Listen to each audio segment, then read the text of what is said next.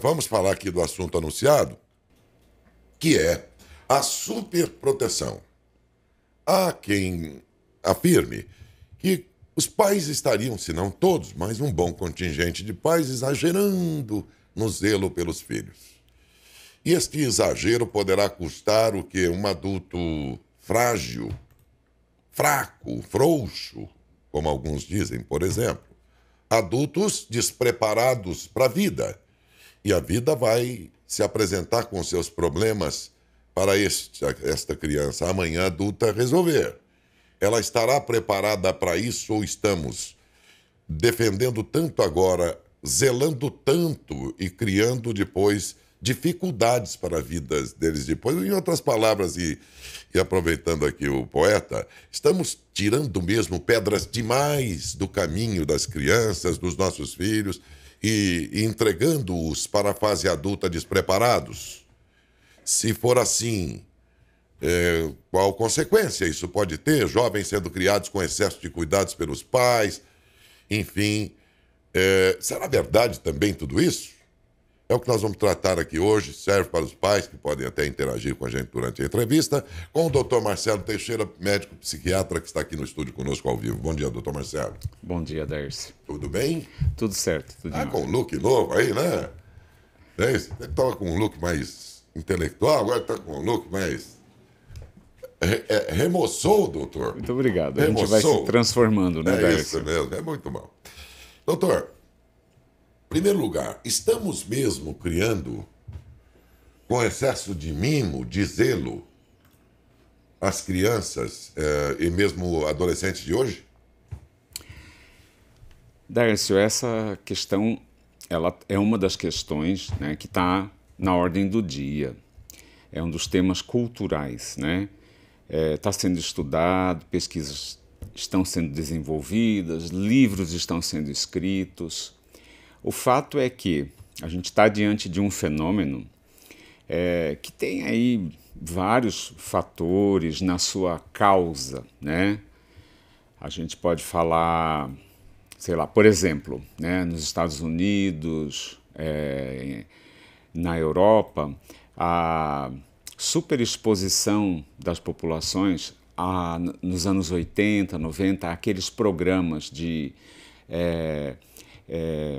serial killer, mostrando perigos, né? Mostrando pessoas ameaçadoras à sociedade, né? Isso gerou, nessa geração de pais, uma necessidade muito grande de superproteger filhos, né? Eu estou pensando aqui um elemento que a gente sabe que aconteceu em toda essa história.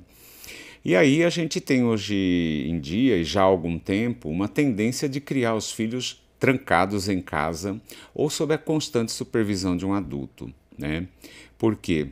Parece que para a cultura atual, mais do que nunca em épocas anteriores, os pais são hiper responsabilizados por tudo aquilo que acontece em relação aos filhos, absolutamente tudo. E essa superresponsabilização conduz a uma atitude de tentar, ao máximo, proteger. A ideia em si é boa, mas é preciso, como em tudo na vida, ter um equilíbrio, né? Ter uma dosagem. Então a gente está vendo que essa geração, por exemplo, de 1994 para cá, que é a chamada geração iGen, geração X, né, que é uma geração que vem depois dos millennials, né, que é aquela geração de 80 para cá. Uhum. Essa geração mais recente, de 94 para cá, é uma geração que nós temos, por exemplo, aumento alarmante dos índices de automutilação, aumento alarmante do índice de suicídio. Isso eu já tinha percebido. Né? São jovens que apresentam uma tendência a uma vulnerabilidade muito grande. Essa geração aí é a geração sobre a qual o termo gatilho tem sido muito usada, né? Entrou para o vocabulário das pessoas. Situações que desencadeiam um estado de angústia, depressão muito intensos. E quando a gente compara isso com gerações anteriores, fica um elemento, assim, uma evidência muito gritante de que tem alguma coisa acontecendo. Dá para perceber, um leigo, se pegar esses números dos comparativos de outras gerações anteriores e esta, vai até um leigo já vai perceber, tem alguma coisa errada. Sim. E um dos fatores apontados para essas diferenças, né, preocupantes tem a ver com o elemento superproteção, né? Os pais, na tentativa de protegerem os filhos de um mundo ameaçador, né? Todo mundo hoje em dia fala isso. Eu vejo isso em consultório. Eu pergunto para as pessoas, e aí, recém-casados, né? E aí, tem planos para filhos? Ah, não, doutor. Esse mundo está muito duro, está muito difícil. Eu não penso em colocar um filho ou uma filha nesse mundo. Essa é uma ideia que eu acho que a gente precisa pensar muito nela, e ela é muito questionável. Mas compra-se essa ideia de que o mundo é um lugar perigoso, né? E a gente, se puser um filho, vai ter muito trabalho, porque a gente tem que cuidar dos filhos hoje como nunca antes as gerações de pais tiveram de cuidar, né? Se você fizer um retrospecto, sei lá, 40, 50 anos atrás, no tempo em que nós estávamos jovens, crianças, não eram assim as coisas, né? Havia mais liberdade. Parece que o mundo não era tão ameaçador. Não tinha tantos riscos? Pois é. E, de repente, o mundo comprou-se essa ideia de que o mundo virou um estado de guerra, um perigo, com pedófilos a cada esquina, com sequestradores, com pessoas que podem agredir, ferir, mutilar. Eu não sei se isso é. Isso me parece muito exagerado, ideológico. Eu também noto isso, doutor. Entende? Eu outro dia até fiz um comentário aqui. Se você assistir, ouvir ou ler programas ou publicações, ou estiver na sua rede social e predominantemente você estiver lidando com notícia ruim, e só notícia ruim, desastres, tragédias, dramas, se você assistir e ver só isso, só coisa ruim, todo dia, você vai sair na rua e achando que a proporção dos malvados é aquela daquele programa. E se você olhar a tua vida, eu disse outro dia, e ver quem passou por ela na condição de amigo, de familiar, de pessoas com quem você trabalhou, você vai ver que 95% das pessoas são boas. Sim. Mas você não prestou atenção que é enorme o número das pessoas boas como você, que trabalha, tem defeito, como todo mundo tem. Mas trabalha, estão procurando levar suas vidas. A maioria das pessoas ao seu redor são boas. Sim. E deve passar uns 5% de bandidos ali por perto.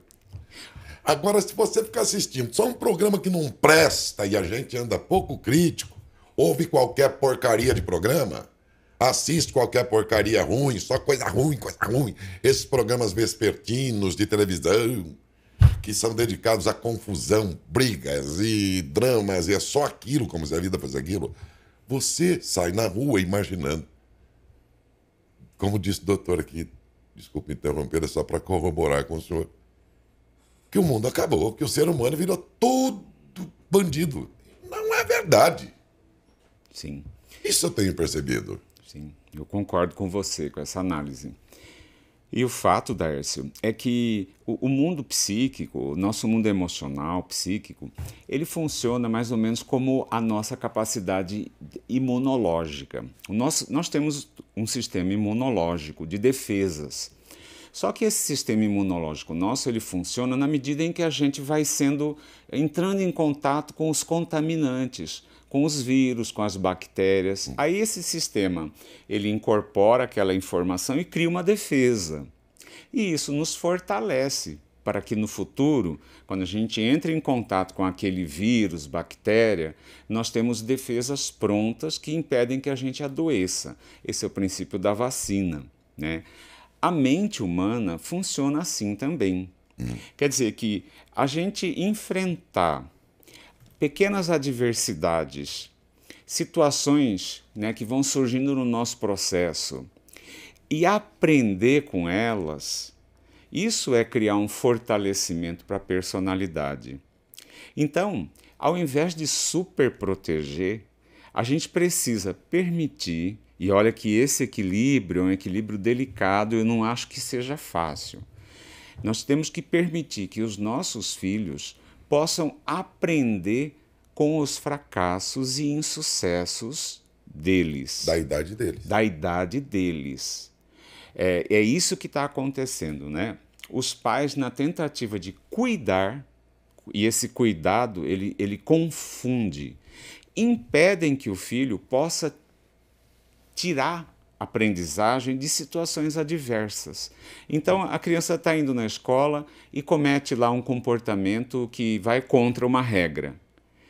Os pais, ao invés de ajudarem o filho, apoiando no sentido de que, olha, filho, você aprende com isso que aconteceu, porque é importante você saber que existem regras nas situações e que é importante a gente andar conforme elas.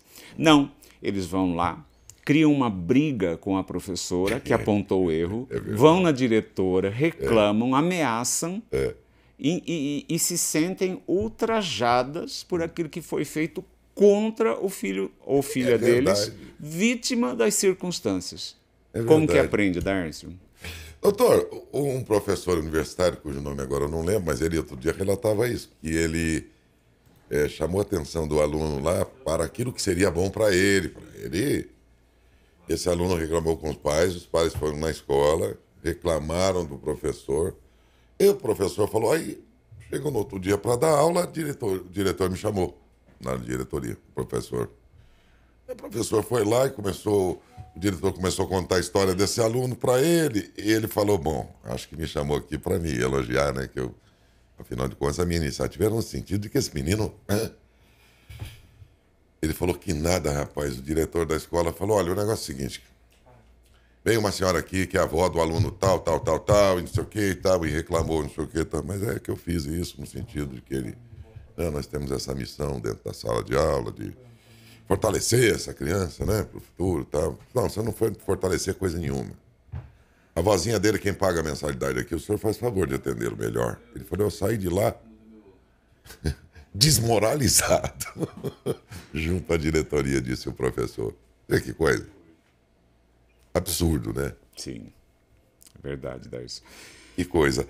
Essa criança de hoje aí... Mas os pais falam assim, mas eu não estou mimando demais meu filho, doutor Marcelo. Não é isso que o senhor está falando, que eu estou fazendo, eles dizem. Na verdade, doutor Marcelo, eu não quero que ele passe aquilo que eu passei na minha vida, na minha infância. Aí eu respondo pro pai, meu amigo, isso disfarçado de amor e cuidado é puro narcisismo seu de querer que seu filho realize na vida dele aquilo que não foi possível você realizar na sua. Isso a gente em psicologia chama de projeção narcísica. E o que acontece com a projeção narcísica? É o próprio eu dos pais procurando se expressar e realizar através dos filhos, desrespeitando a subjetividade, a peculiaridade de cada um daqueles filhos, né? E isso é algo que é muito difícil.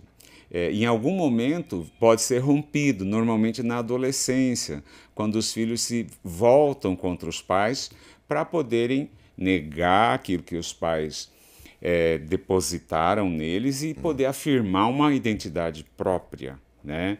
Isso aí pode ter uma solução nessa fase.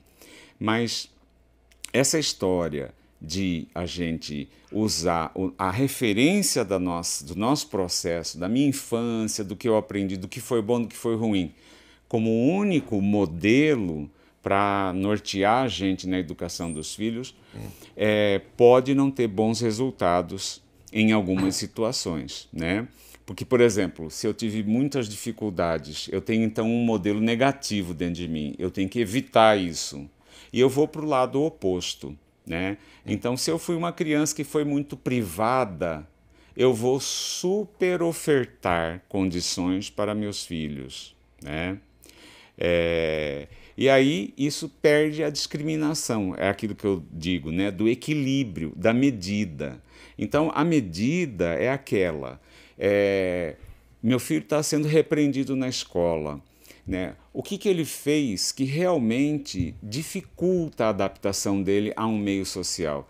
Isso eu devo ajudá-lo a pensar que tem que ser algo que ele tem que combater, trabalhar dentro dele. Né? Eu tenho que ter essa discriminação. Eu não posso só narcisicamente ir lá na escola e defender meu filho, e na verdade eu estou defendendo a minha própria projeção em meu filho, em minha filha. Quer dizer, meu comportamento ele é movido por um interesse narcisista que nem mesmo eu me dou conta. Né? Essa é uma questão assim, muito importante, é uma reflexão muito importante da gente ter. Então eu estava dizendo aqui, Darcy, da questão de que é necessário você ter contato com situações tensas, como por exemplo, um vírus que entra no seu corpo para você ter uma imunidade. Da mesma forma, nossos ossos, você sabe que os astronautas, quando vão para o espaço e perdem o contato com a gravidade, os ossos tendem a se enfraquecer muito. Né? Eles vão ficando porosos, sem matéria mineral. Por quê? Porque não tem aquela resistência, aquela pressão da gravidade. Entende o que eu estou te dizendo? Entendo. Lá no processo formativo da personalidade, nós estamos sempre lidando com situações de resistência, nós estamos sempre lutando com forças. Quer dizer, a criança tem lá as regras que ela tem que ir introjetando dentro dela. Né? Regras que permitem um convívio social. Tem sempre uma luta de tensões. Quando os pais tentam impedir a tensão, que pode ter um efeito positivo, o estresse, que pode ter um efeito de aprendizagem, então o que acontece? Eles, ao invés de preparar, despreparam os filhos para as situações da vida. Eles vão ter que aprender a enfrentar estresse, situações de tensão, situações de adversidade com os poucos recursos que puderam desenvolver. É como um organismo que não foi recebendo a vacina, né? E aí vai ter que criar os anticorpos lá na frente com muito mais sofrimento, né? Doutor, o senhor havia dito aqui que essa geração que hoje está sendo demasiadamente cuidada e que pode estar sendo fragilizada para o futuro, essa fragilidade já estaria se manifestando sob a forma de um alto número de autoflagelos, quer dizer, a pessoa flagelar a si própria. Sim, se cortar, né? Tirar pedacinhos da pele, pegar lâmina, cortar. E, inclusive, entre as tentativas e suicídios, há também uma predominância de muito garoto aí, meninas, enfim, que, curiosamente, que pode ser já um reflexo de dificuldade de enfrentar os problemas da vida adulta que se aproxima. Aí vem uma outra questão. Se é assim, está localizado na idade. Nessa idade, de outro lado, eu pergunto, socioeconomicamente falando, é mais comum acontecer na classe média, média alta, alta, ou em qualquer situação social da família, mesmo as mais pobres? Isso tem acontecido também. Darcy, o fenômeno ele tem sido observado em países ocidentais industrializados, mas também em nações do Oriente industrializadas, né? Eu desconheço pesquisas que pegam cortes por nível socioeconômico, né? Ou pelo menos não tenho esses dados, devem haver pesquisas, né?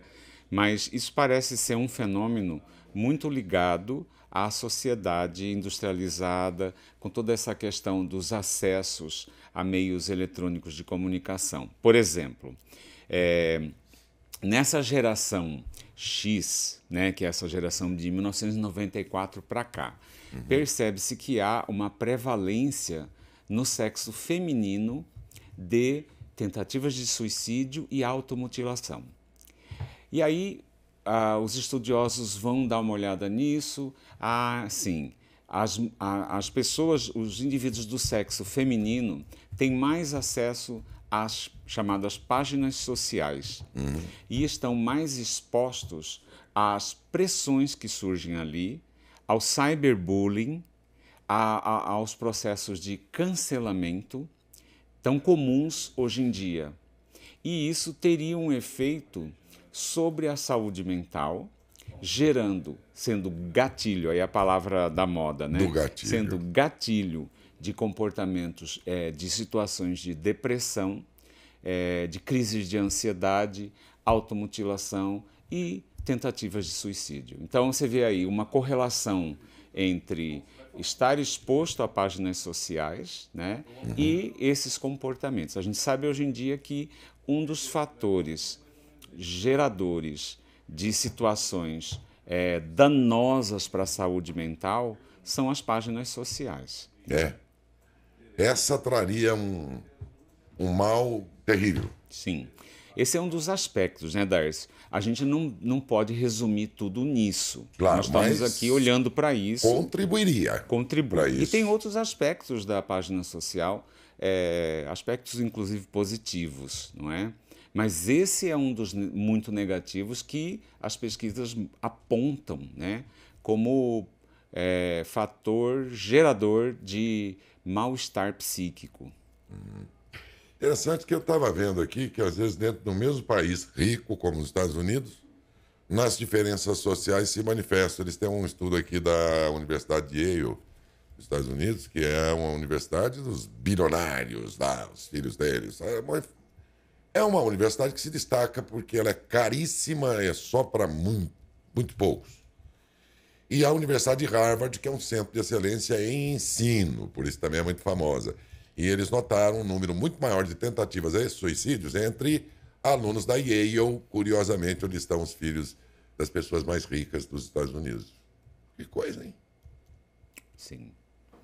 A gente pode imaginar que uma pessoa com menos recursos socioeconômicos, ela vai estar exposta a uma série de estressores ambientais, começando pela dificuldade, por exemplo, de se alimentar, de manter o básico, não é?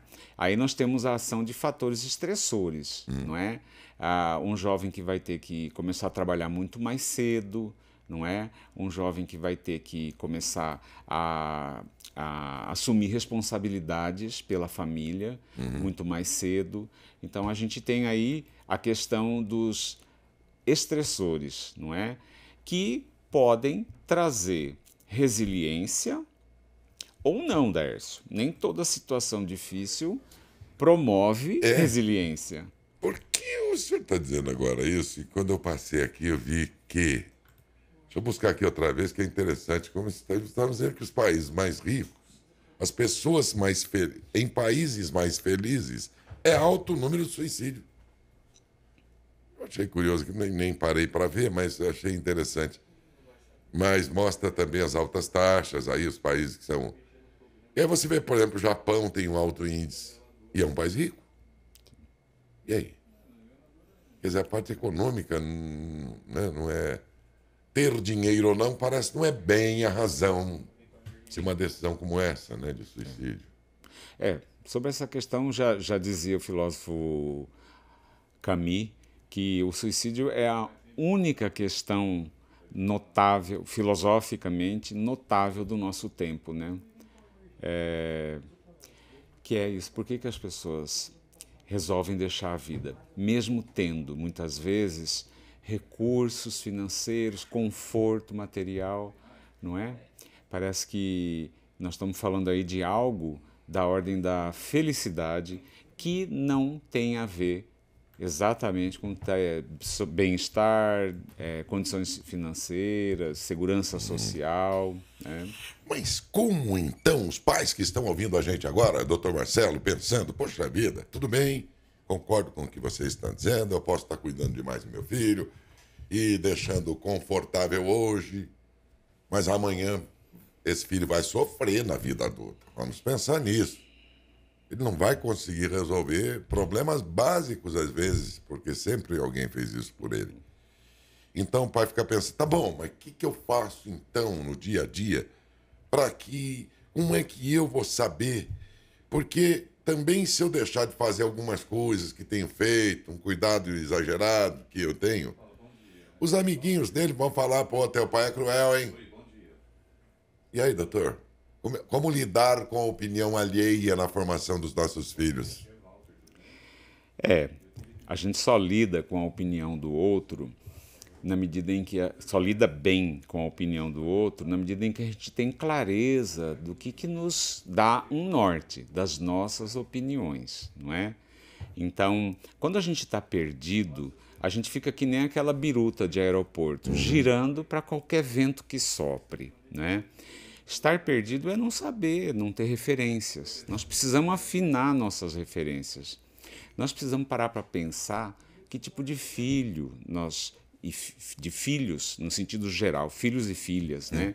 Nós queremos ter, né? Como é que a gente pode orientar? O que a gente tem de conhecimento prévio da nossa experiência, mas isso precisa ser ampliado, não é? O que nós podemos enriquecer disso, não é? Uma vez que a gente possa estar se orientando, vamos colocar assim, porque estar orientado é como estar pronto para tudo, e não é bem assim que as coisas funcionam. A gente está numa luta de estar se orientando, né? Tentando acertar. Se a gente leva isso a sério, a gente pode viver um processo mais construtivo, né, na nossa relação como pais de filhos em formação, do que uma função mais desconstrutiva, né, que impediria nossos filhos de amadurecer. Então, se a gente tem clareza de nossas opiniões, a opinião do outro pode entrar como algo que enriquece, às vezes a gente descarta, não é? Vê se serve para você, se não serve. A gente vê.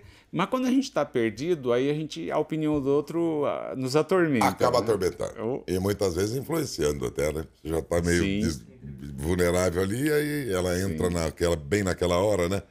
Mas, bom, hoje em dia também, se você for deixar que os outros tomem conta da sua vida, porque no fim da história, vamos ser sinceros, posso estar enganado, e não vai nisso nenhum ato de pouca fé no ser humano, não, nem de maldade. Mas o que eu noto é que pouca gente se importa com a gente, meu. Eu acho que nós estamos sendo enganados por redes sociais, que você tem lá 300 mil seguidores, tem não sei o quê, você se sente acalorado, né, acarinhado por milhares de pessoas que te acompanham. A maioria lá não está nem aí com o que você publicou. Eles olham. Acho que 90% ou te criticam, ou não sei o quê, tal, sem que você esteja presente, claro, né?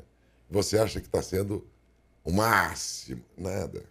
No fim da história é meia dúzia que gosta de ser. Alguns poucos amigos, alguns poucos familiares. E o restante está totalmente indiferente. Não. O que é bom para você, o que é a razão de fazer, pouco importa para você. Estou enganado, doutor? Nesse mundo que nós estamos vivendo, pouca gente se importa com a gente. Na verdade, parece que nós temos... Olha, eu vou te contar o dia que eu morrer, se for dos 20 e poucos mil lá seguidor de Facebook... Rapaz, se 1% for no meu velório, já vai parar o município. Duvido. Darcy, às vezes toda época tem um sonho, né? Que todo mundo combina de sonhar junto. Talvez esse seja um dos aspectos do sonho dos nossos tempos, né?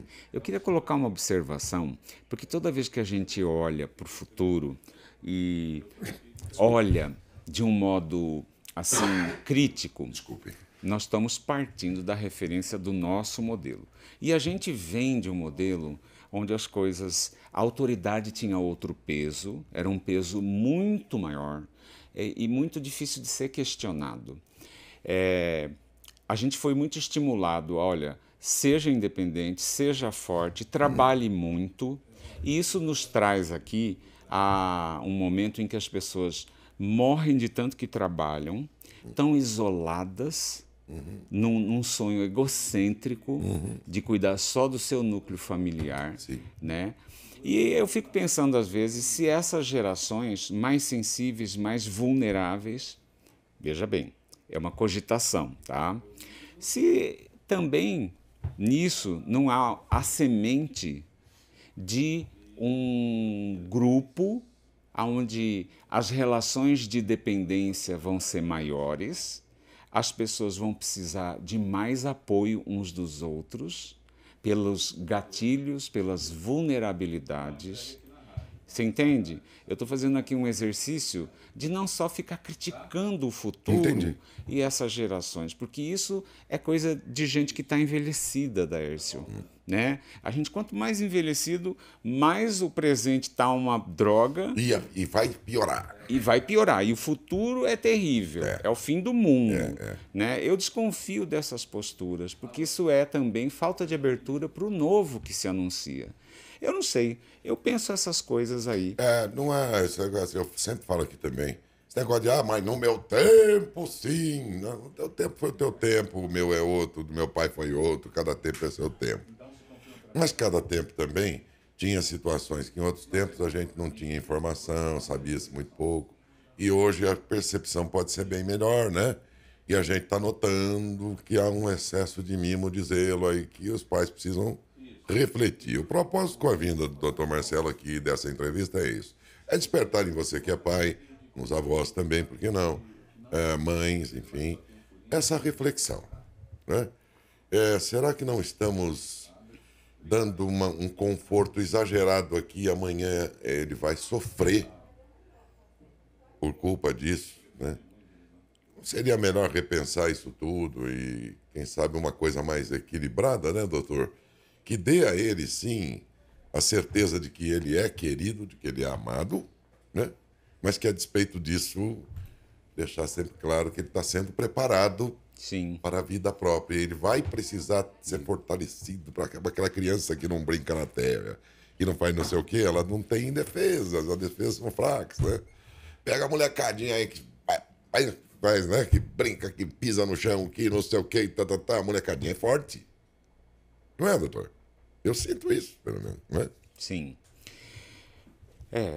Vamos dizer que existe a possibilidade de ser forte.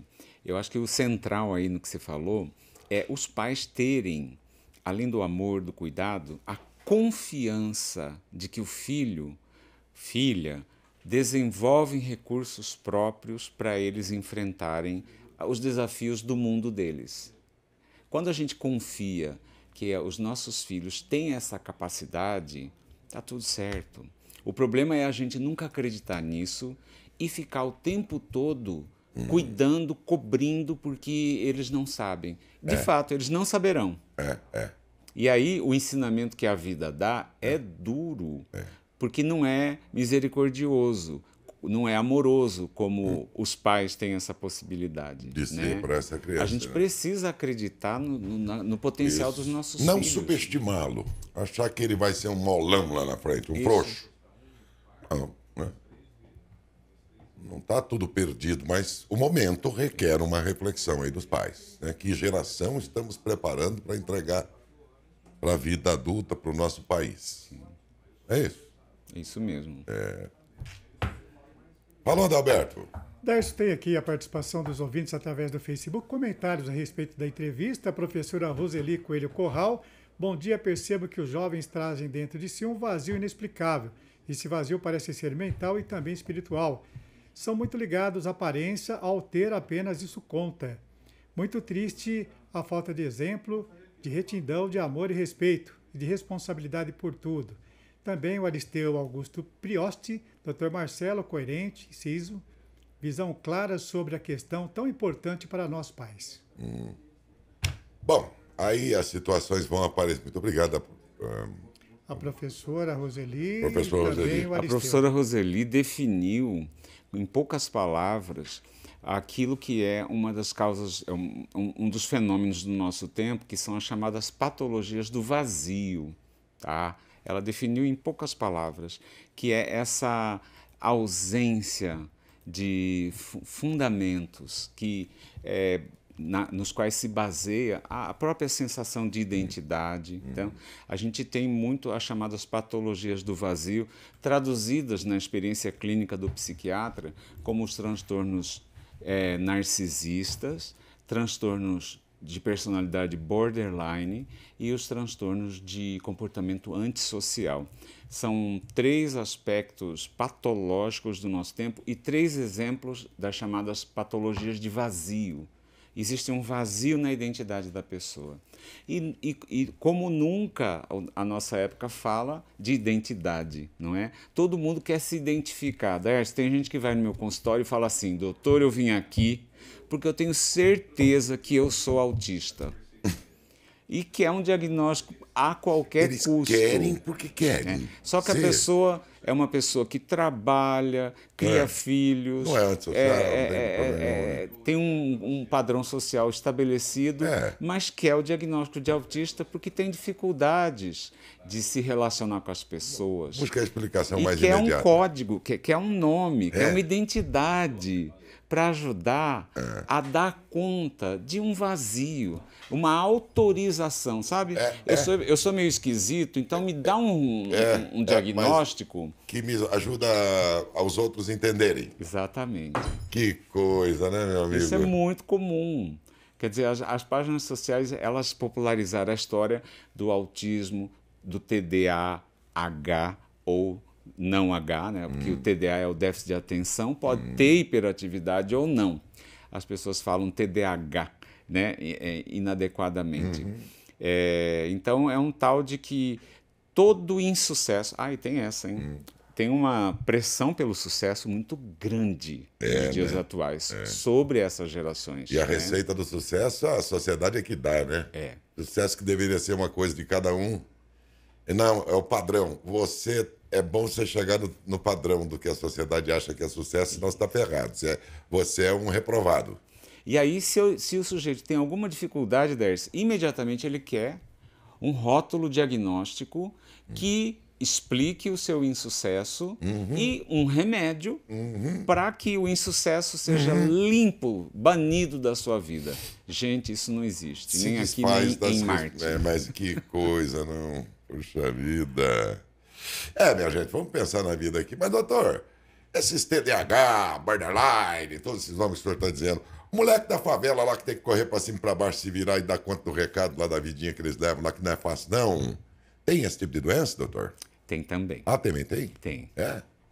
Tem também. A ocorrência ela é encontrada. Em todo lugar.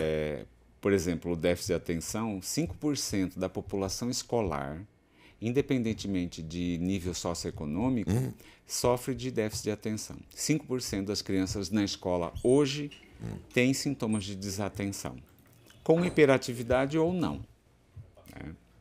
Então, isso é uma constante em todos os lugares, não é só aqui no Brasil. Nos Estados Unidos, na Europa, no Oriente. É bom dizer isso, né? Para a gente se situar em relação ao mundo. No mundo está assim, então, Sim, doutor.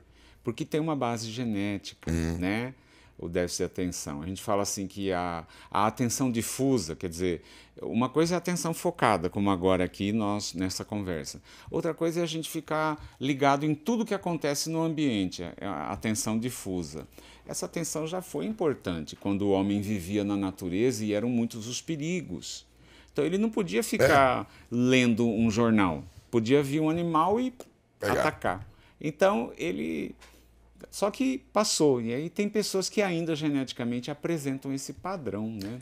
Gente, espero que a entrevista tenha contribuído com vocês, no sentido de despertar aí a reflexão e você aproveitar, né? São conteúdos assim que permitem que a gente pare para pensar, às vezes, naquilo que o dia a dia não permite, corre e tudo mais, e de repente você nem tinha pensado nesse assunto, nem tinha se colocado diante dessa situação. Não, eu acho que eu estou indo bem, ou não, eu preciso corrigir aqui alguma coisa. Meu filho, não, pai, me leva lá não sei aonde, às vezes é perto de casa. Então... Não, mas não, você vai me levar, né? Umas coisinhas assim do dia a dia que você podia até dar uma, né? Se vira aí no bom sentido e vai fazendo tudo. Mas o mundo não vai fazer esse tudo por ele depois. E aquilo que você pensa que seria o melhor, você está preparando, está judiando aí para o futuro, aí você está criando infelicidades, frustrações, né, doutor, para os seus filhos. Então, presta atenção nisso. Espero que, nesse sentido, a entrevista tenha despertado a sua reflexão, porque esse é o propósito. Não seria possível sem a sua participação, pela qual eu agradeço, doutor Marcelo. Muito obrigado, Aércio. Doutor Marcelo Teixeira, médico psiquiatra, falou sobre superproteção.